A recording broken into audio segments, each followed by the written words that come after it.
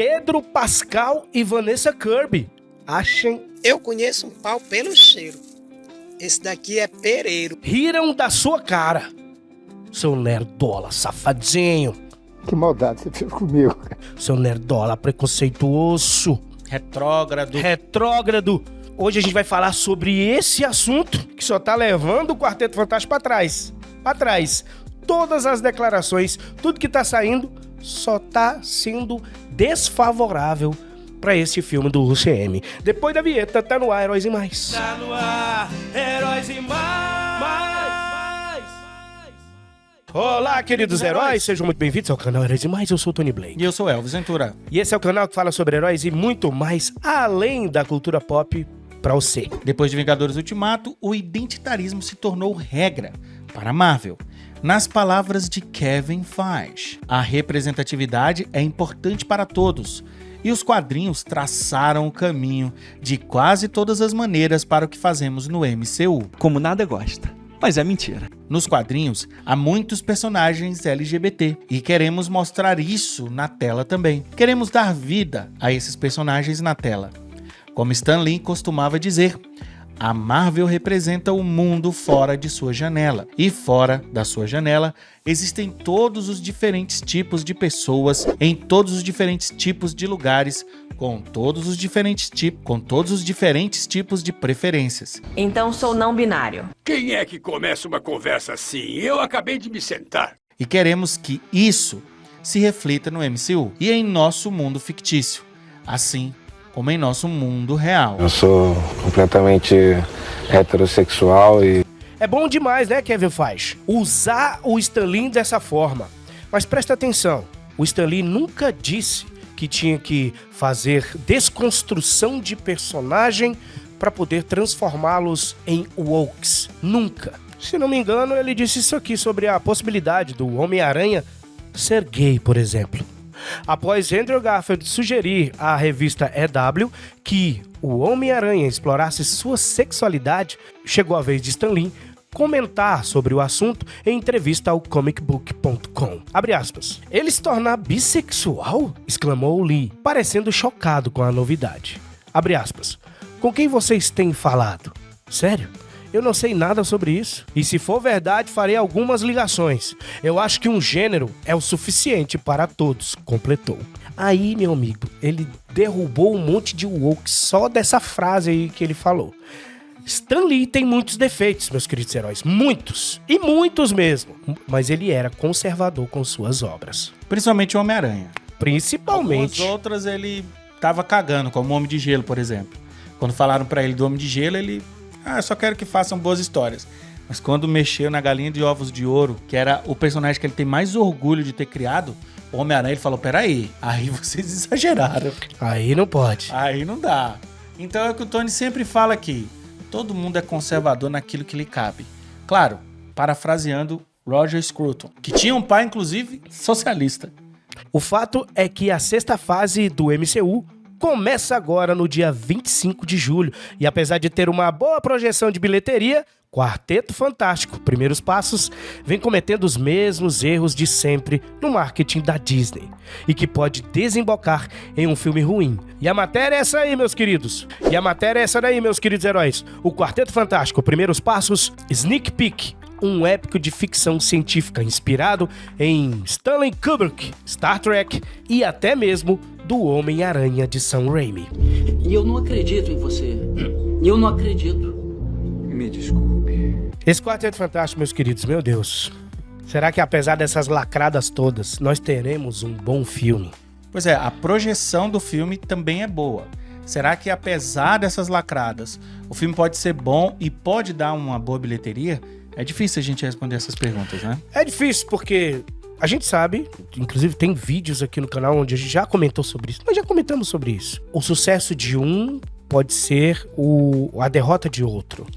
A gente sabe que existe um duelo, mas existe também uma projeção de uma grande surra que o Quarteto Fantástico deve levar se o Superman for um filme muito bom. É isso aí. Porque a galera vai pro cinema uma vez, assiste Superman e possivelmente, se gostar, ele vai assistir de novo. Ele não vai querer assistir o Quarteto Fantástico. É quase que uma unanimidade quando a gente pergunta pras pessoas. Cara, eu vou pro cinema assistir o Superman. Principalmente se o Superman não tiver muita lacração.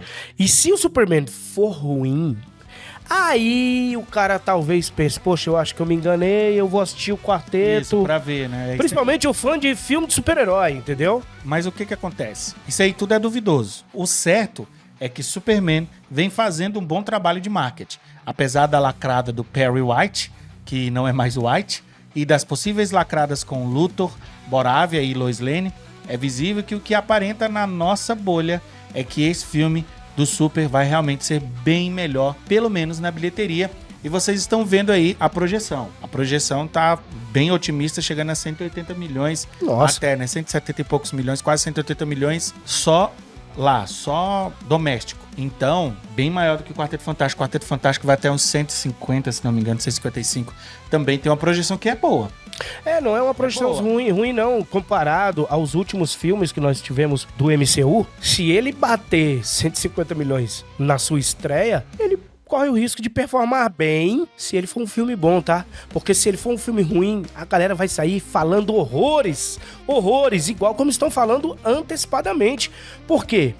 Porque é um filme forjado no lacre. Pronto, começou a lacração. Entendeu? E depois do último trailer de Superman, mostrando que Superman não vai só apanhar, que ele vai bater mesmo, que o Krypton vai brigar junto com ele ali do lado, arrancando suspiros e gritos da galera num trailer bem elaborado, é capaz do Superman realmente dar uma surra em Quarteto Fantástico. Eu acredito que pelo menos na abertura vai dar uma surra. Vamos ver como é que os filmes são e aí a próxima semana é que vai definir. Mas a abertura, eu acredito que Superman realmente leva. A gente vai listar aqui algumas lacradas já de Quarteto Fantástico. Mas eu tô com várias, pena, né? eu tô com pena de um colega meu, que ele não tem dinheiro pra ir pro cinema. Pois é, cara. Inclusive eu vou ajudá-lo. Não vai nem pro Superman? Ele não vai pra lugar nenhum, porque ele tá sem grana. Ele é um cara que ele tá trabalhando e tá ganhando um salário mínimo só.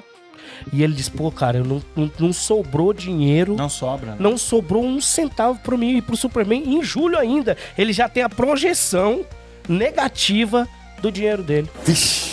Eu vou ajudar ele, mas eu já indiquei pra ele, sabe o quê? Nosso querido Tom Dimas, claro. Exatamente. É claro. Eu indiquei pra ele o Tom Dimas e ele já está lá. Aqui no comentário fixado, vamos deixar o link pra você também ir pra lá. O Tom Dimas simplesmente fez uma live recentemente com um cara que disse um monte de coisa com ele na internet. Criticou. Isso aí. Negativamente o Tom Dimas. O Tom Dimas foi lá no canal do cara e fizeram uma live. E o Tom Dimas provou pro cara que o trabalho dele é honesto e não existe enganação. E o cara simplesmente reconheceu. O Tom Dimas realmente não é um salafrário, não é um estelionatário, não é um cara desonesto. Caraca. É porque muita gente começa a fazer a mentoria e não continua. Às vezes o Pensa cara... que na primeira semana, pronto, o cara já vai ganhar 3, 4, 5 mil. Os exemplos que a gente mostra aqui, que são exemplos reais... São de pessoas que insistiram. Pessoas que insistiram, que estudaram mesmo, continuaram na mentoria. Você tem que investir e fazer valer o seu investimento, cara. Muita gente pensa, não, eu vou ficar aqui testando 7 dias, se eu não gostar, eu peço retorno, meu dinheiro de volta, que você pode pedir. Você tem 7 dias para testar e depois, se você não gostar, pegar o dinheiro de volta. Só que o que acontece? Muita gente não estuda nesses 7 dias, pega o dinheiro de volta e pensa, isso aqui não funciona. Você realmente testou? Você realmente viu, ok? Se esse trabalho nosso aqui não fosse tão desgastante e a gente não precisasse estar 100% aqui, cara, eu tava vendendo coisa na internet aí todo dia, velho. Inclusive, a gente vende aqui. Você pode ir no comentário fixado e clicar na Amazon. É uma maneira de você monetizar. E não é tão difícil, e o Tom Dimas também ajuda ensinando. Ele ensina tudo, tem várias maneiras, cara, entendeu? Tony e eu temos uma maneira de monetizar na internet, que é produzindo textos e vídeos. Mas existem várias outras formas que você vai saber com a mentoria do Tom Dimas. Vai lá no comentário fixado, Tom Dimas esperando você. Tamo junto e é nóis. Partiu, irmão. Então vamos aqui às lacradas que a gente já sabe que o filme vai fazer. Vamos lá. Surfista mulher. Machista. Primeira lacrada que inclusive o cheiroso aqui do Brasil ficou pé da vida porque a Marvel já tinha divulgado. Isso. E assim, essa atriz, ela não está falando muito. Quem tá falando mais é o Pedro É o quarteto Pascal. mesmo. É o quarteto que estão falando mais e saiu muito mais coisas sobre eles. Ah, mas não precisa. Sufista Ela nem precisa falar. Ela é uma lacração já é incontestável. incontestável. O Chola Humana, Chola humana, que é originalmente um cara mulherengo, jovem. tem a sua personalidade mais zoeira, não vai ser zoeiro. Zoeiro ele até vai ser, ele não vai ser mulherengo, porque eles veem isso como uma afronta às mulheres. Me chamam de tocha humana. Para as meninas, só tocha. Mas não é um zoeiro que a gente gostaria que o Johnny fosse, né? Não, um não cara é um zoeiro, politicamente incorreto, Ele não vai é. ser o zoeiro politicamente correto, fazendo piada feminista. Fazendo aquela piada daquelas mulheres sem Brasil. Exatamente. É o que parece. Outras lacradas aí, que é um combo aqui. Sue Richard líder e, consequentemente, Reed Richard capacho. Ok? Essas lacradas aqui, com exceção da Surfista Prateada, são discutíveis. Porque pode ser que seja muito exagerado essas matérias que a gente está vendo e no filme seja melhor, ok? Mas que são lacradas, são. Vamos ver agora se vai ofender muita gente ou não. Do nível delas, né? Isso. E claro, Sue Richard e Surfista Prateada salvando o dia. É porque os homens hoje já não salvam mais, né? Cara, isso pode destruir esse filme, cara. Sabe Deadpool e Wolverine, onde 2 homens estavam lá salvando o mundo? Não pode aqui no Quarteto Fantástico. Possivelmente não seja assim. Vai ser a Sue e a Surfista Prateada. Agora, tem mais uma lacrada da Vanessa Kirby e do Pedro Pascal. Eles zombaram do quadrinho original. A escola Rachel Zegler Cara, tá aí, né? isso aí não é legal, sabe? Cadê o marketing da Disney aí? Não, e essa matéria do Collider é uma matéria gigante. Eu li, trouxe aqui só esse parte de vocês. E se você ler, se tiver essa curiosidade, você vai ver que eles são contraditórios. Dessa matéria do Collider, você tira muita coisa. A gente já se referiu já. Já fez vários vídeos só dessa matéria aqui, dessa entrevista catastrófica. Na minha opinião, é uma entrevista... É isso mesmo. Catastrófica. Vamos lembrar aqui que foi dessa entrevista que o Grant Curtis falou que a Sue Richard sempre foi a líder do Quarteto Fantástico. Pois é. Vamos lembrar vocês aí. A última versão live action de Sue Storm não foi exatamente uma vitória para as mulheres. Isso certamente não é a culpa da atriz que a interpretou nos 2 filmes de meados dos anos 2000. Estamos falando dela, Jessica Alba. Mas um subproduto de uma era de cinema mais masculina. A Sue Storm, que veremos em Quarteto Fantástico, Primeiros Passos, promete ser muito mais multifacetada. Como Curtis astutamente observa, Sue Richards é o verdadeiro centro do quarteto. Abre aspas. Se você voltar aos quadrinhos, perceberá que Sue Storm é indiscutivelmente a líder do Quarteto Fantástico. Porque, sem Sue Storm, tudo desmorona. Cara, sério mesmo, você não leu nada de Quarteto Fantástico. Não, é lacrada. É lacrada. E como eu falei, é contraditória. Porque assim, a gente não vai nem entrar de que a Sue Storm não é a líder do Quarteto Fantástico nos quadrinhos. Não precisamos entrar nesse mérito. Já tem vídeo sobre isso. Já tem vídeo e todo mundo que lê um pouco de Quarteto Fantástico vê isso. Ela lidera em alguns momentos ali, ela tem protagonismo, porque é um grupo, todo grupo tem protagonismo, mas o líder é o Reed Richards. Acabou. Ele é mais velho, ele é o gênio, ele é que é o milionário. Ele é tão rico quanto Tony Stark, entendeu? Então assim, quando eu falo que é contraditório, é porque na própria matéria o cara fala outra coisa. Quando ele tá se referindo ao diretor, o Matt Shakman. Porque o Curtis trabalhou na produção dos 3 filmes do Homem-Aranha. Ele trabalhou diretamente com o Sam Raimi. Olha o que ele fala aqui. Uma das coisas que admiro nisso e que vejo em Matt Shakman é que Sam Raimi sempre voltou ao material original e disse, abre aspas, há um motivo pelo qual Peter Parker e o Homem-Aranha são tão populares há tanto tempo. E nós não temos nada a ver com esses mais de 50 anos naquela época. Matt sempre enxergou da mesma forma. Aqui o Kurt se referindo ao diretor de Quarteto Fantástico. Há um motivo pelo qual essa propriedade intelectual tem sido popular por 60 anos. Vamos abraçar isso. Não vamos fugir disso. Vamos desafiar nossos roteiristas a contar a história mais incrível do Galactus. Cara, isso aqui não é contraditório? É sério que eles pensam que enganam alguém com essas declarações? Meu Deus do céu, cara. Eles enganam. Pior que enganam. Pior que engana. Eles enganam. Eles enganam, na verdade não. Eles dão armas pra outras pessoas enganarem o grande público. É, exatamente. Presta atenção, na mesma matéria que o cara fala que a Sue Richard era líder, ele diz que nós não temos nada a ver com essa fama. 60 anos que eles fizeram. Nós vamos preservar o material original. Citou o Sam Raimi, cara. Sabe? Isso aqui é a definição de estelionato. Foi roubado! Ele citou o Sam Raimi porque o Sam Raimi também se rendeu à Lacralândia. No último filme agora de Doutor Estranho, dirigido por Sam Raimi, o filme não é do Doutor Estranho. O filme é das mulheres envolvidas ali no enredo. É o MCU. É o MCU. É o MCU. Agora, Tony, como é que o cara dá essa declaração de respeitar o material aí de 60 anos e coloca a surfista prateada? Exatamente. Ai, mas a surfista prateada tem na HQ. Meu Deus, ela apareceu num HQ. Num HQ. Num HQ e, sabe, ninguém deu a mínima. Até os criadores de conteúdo mais cheirosos estão dizendo que isso aqui é completamente desnecessário. Desnecessário. A primeira vez que aparece o surfista prateado no MCU é o MCU. Exato. Precisa ser uma mulher. E aí vocês não querem que o público fique pé da vida? E aí vocês falam que é a gente que é radical? Não é? Pelo amor de Deus, cara. Os caras fazem o erro e quem é culpado é o fã, né? E a Sue Richard líder, a gente já viu este mesmo plot em vários filmes recentes, como a gente já acabou de citar no próprio Doutor Estranho. A tal personagem feminina forte, isso virou tão clichê que algumas atrizes estão de saco cheio também. Emily Blunt critica o rótulo de mulher forte, é a pior coisa de todos os tempos. Emily Blunt, se você não lembra, nós vamos te lembrar aqui. Ela interpretou simplesmente a Rita Vatrasky, lá naquele filmaço, como diz o Namura, lá naquele filme, No Limite do Amanhã, com o Tom Cruise. Ali sim é uma personagem bem elaborada, bem feita, sabe? Sensacional, bem escrita.